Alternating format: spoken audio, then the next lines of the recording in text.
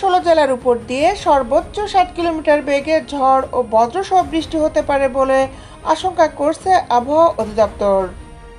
সোমবার দুপুর 1টা পর্যন্ত দেশের অভ্যন্তরীণ নদীবন্দরগুলোর জন্য দেয়া এক সতর্কবার্তায় এ তথ্য জানানো হয়েছে।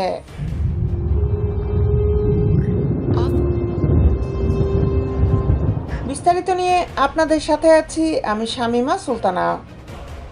আবহাওয়াবিদ মোহাম্মদ তরিফুল নেওয়াজ কবিরের স্বাক্ষর করা বিজ্ঞপ্তিতে বলা হয়, রংপুর, দিনাজপুর, রাজশাহী, পাবনা, বগুড়া, টাঙ্গাইল, ময়মনসিংহ, যশোর, কুষ্টিয়া, খুলনা, বরিশাল, পটুয়াখালী, নোয়াখালী, কুমিল্লা, চট্টগ্রাম এবং সিলেট জেলার উপর দিয়ে পশ্চিম অথবা উত্তর পশ্চিম দিক থেকে ঘন্টায় 45 থেকে 60 কিলোমিটার বেগে অস্থায়ীভাবে দমকা অথবা ঝোড়ো হাওয়া বয়ে যেতে পারে। সেই সঙ্গে বৃষ্টি অথবা বজ্রসহ বৃষ্টি হতে পারে।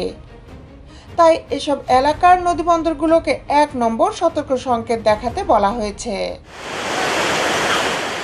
এদিকে আবহাওয়া অফিসের অপর এক বিজ্ঞপ্তি অনুযায়ী আগামী কয়েকদিন দেশের সব বিভাগে অস্থায়ীভাবে দমকা হাওয়া সহ বিদ্যুৎ চমকানো এবং বৃষ্টি অথবা বজ্রসহ বৃষ্টির পূর্বাভাস রয়েছে।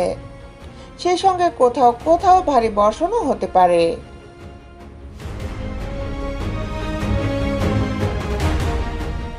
দেশ বিদেশের আপডেট নিউজ পেতে আমাদের সাথেই থাকুন।